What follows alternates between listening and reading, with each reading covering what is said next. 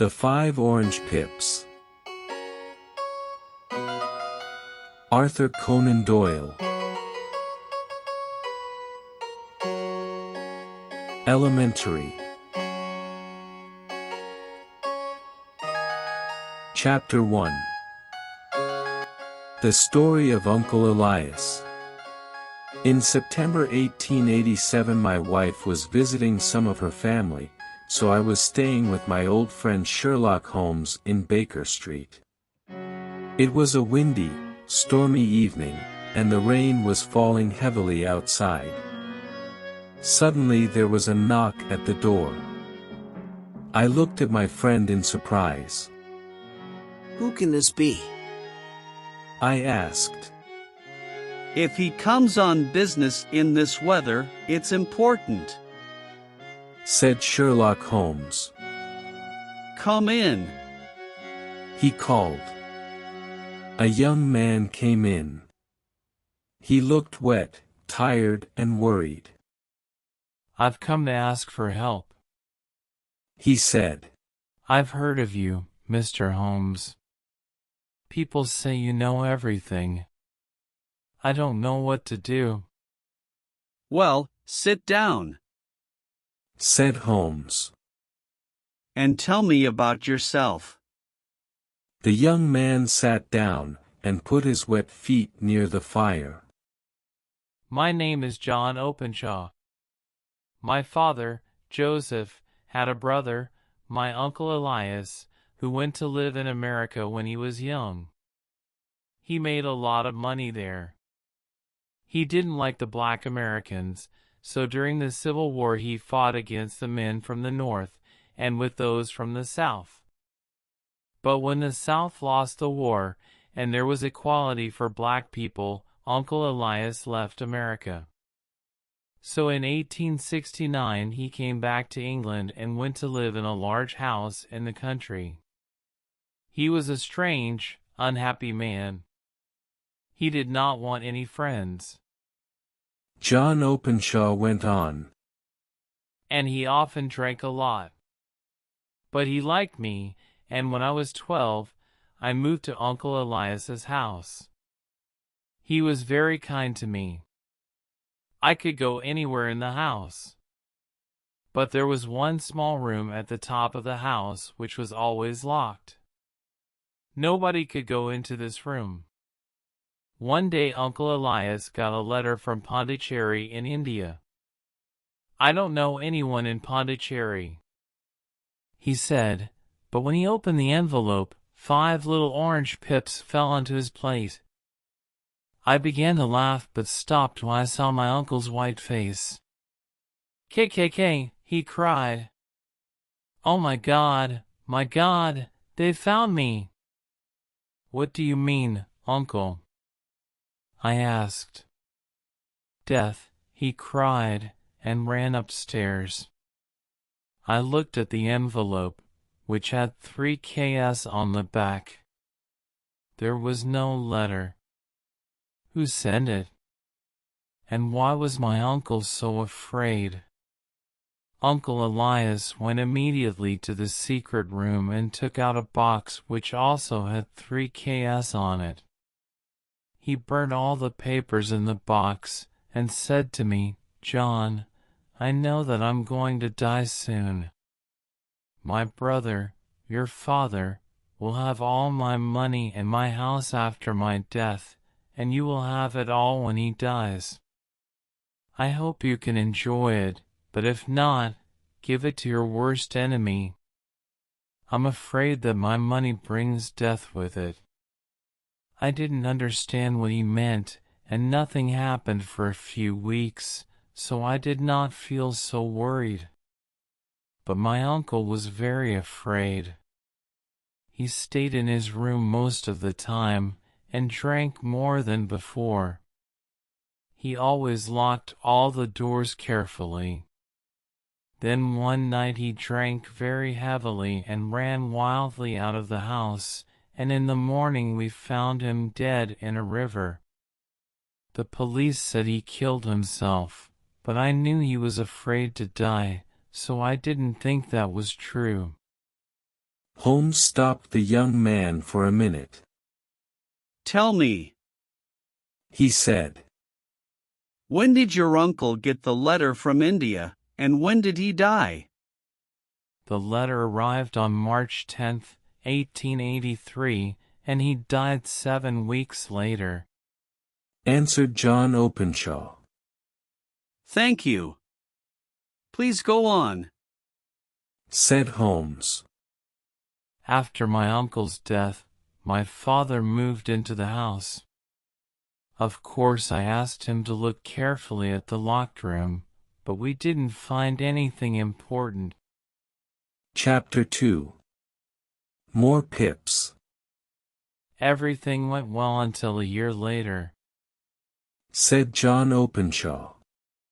But one morning my father opened a letter to find 5 orange pips inside it. "What does this mean, John?" he asked.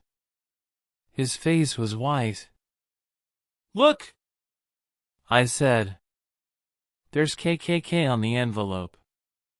Those letters were on Uncle Elias's envelope too. We were both shaking and afraid. "Yes, and this time it says put the papers in the garden." "Which papers?" "The papers in Uncle Elias's box. He burnt them," I said. "And where has this letter come from?" my father said. He looked at the envelope. "Dundee, Scotland." "Well, I don't know anything about pips or papers. I'm not going to do anything." "Father, you must tell the police," I said. I remembered my uncle's letter from India, and I was very worried. "No, they'll laugh at me." "Let's just forget about it," he replied. 3 days later my poor father went to visit an old friend who lived some miles away. But he never came back. The police said that he was walking home in the dark when he fell down a hill. He was badly hurt, and he died soon after. They decided it was an accident, but I didn't agree. I thought it was murder, and I could not forget the 5 orange pips and the strange letters to my uncle and my father. But I've tried to forget, and I've lived alone in that house for nearly 3 years now. Then yesterday I got this. The young man showed us an envelope with KKK on the back, and 5 small orange pips. "You see?" He said. "It comes from East London, and it says put the papers in the garden." Those are the words that were in the letter to my father. So what did you do next? Asked Holmes. "Nothing," Answered Openshaw. He put his head in his hands. "I don't know what to do. I'm afraid." Nothing! Cried Holmes. Young man, you must do something fast. You're in danger. "Well, I've talked to the police, Said Openshaw unhappily. but they laughed at me. They think that there's nothing to worry about." How stupid they are. Cried Holmes. And why didn't you come to me immediately? Your enemies have had almost 2 days to make a plan. Haven't you found anything which will help us? "Well, I found this in the locked room." Said John Openshaw. He showed us a small, half-burnt piece of paper. It was with my uncle's papers. It's his writing. Look, it says, March 7th, 1869 sent the pips to 3 people, Brown, Robinson, and Williams. March 9th Brown left. March 10th Williams left. March 12th visited Robinson and finished business with him. Thank you. Said Sherlock Holmes. And now you must hurry home. Put this paper into your uncle's box, Put in a letter which says that your uncle burnt all the other papers, and put the box outside in the garden. I hope your enemies will be happy with that, and then you won't be in danger anymore. How are you going home? By train from Waterloo Station, replied Openshaw. There'll be a lot of people in the streets, so I think that you'll be all right. But be careful. Thank you, Mr. Holmes. Said Openshaw. I'll do everything you say. He went out into the dark night, the wind and the rain. Chapter 3. KKK. Sherlock Holmes sat silently, and watched the fire. Then he said to me, John Openshaw is in real danger. Why did his Uncle Elias have to leave America? Because he had enemies. When he came back to England he was afraid. That's why he lived a lonely life and locked all his doors so carefully. Now where did those letters come from? Did you see? The first from Pondicherry in India, the second from Dundee in Scotland, and the third from East London. I answered. Does that tell you anything? Asked Holmes. They're all seaports. The writer was on a ship when he wrote the letters. I replied. I was pleased with my answer. Very good, Watson, said Holmes. Somebody sent some pips from India, and arrived 7 weeks later to kill Uncle Elias. Then he sent some pips from Scotland and arrived 3 days later to kill John's father. Do you see why I'm worried now? He has sent pips to John from London. John's enemy is in London already. Good God, Holmes! I cried. Who is this man? More than one man, I think.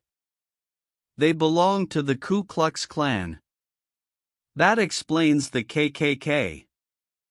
Haven't you ever heard of it? It's a very secret group of Americans from the South. They wanted to stop equality for black people and to kill anyone who didn't agree with them. The police couldn't stop them. But in 1869 Uncle Elias, who belonged to the secret group, suddenly left America with all their papers, and so the group could not go on. Of course the group wanted to get the papers back. You remember the half-burnt paper? That was Uncle Elias's American diary. While he was working for the KKK, he sent the pips to frighten those 3 men. 2 left the country, but 1 didn't, so the KKK finished business with him, or killed him.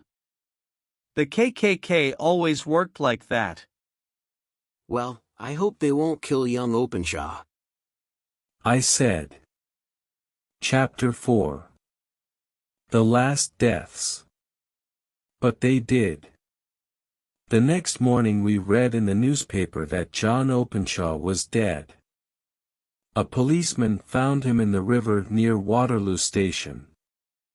The police said it was an accident, but Holmes was very angry about it. He came to me for help and those men murdered him. I'm going to find them, if it's the last thing I do, he said to me, and he hurried out of the house. In the evening, when he came back to Baker Street, he was tired, but pleased. Watson, he said. I know the names of Openshaw's enemies. And now I'm going to send them a surprise. This will frighten them. He took 5 pips from an orange and put them in an envelope. On it he wrote, SH for JC. I'm sending the pips, not from the KKK, but from me, Sherlock Holmes, to Captain James Calhoun. His ship is called the Star. He and his men are sailing back to Georgia, USA, now. How did you find him, Holmes? I asked. Ship's papers. He said. I've looked at hundreds of them today. Only one ship, the Star, was in the 3 ports at the right times, and this morning the Star left London to sail back to Georgia. I found out that the captain and 2 of his men, all Americans, weren't on the ship last night, so I'm sure they killed poor John Openshaw. When they arrive in America, they'll get the pips and then the police will catch them. Sherlock Holmes is a very clever detective, but he can do nothing about the weather. The winter storms at sea that year were worse than ever, and so the Star never arrived in Georgia, and nobody saw the captain or his men again. The murderers of John Openshaw did not get the pips, but, in the end, death came to them. The end. Thanks for watching. Please subscribe, like and comment the video. Thank you very much.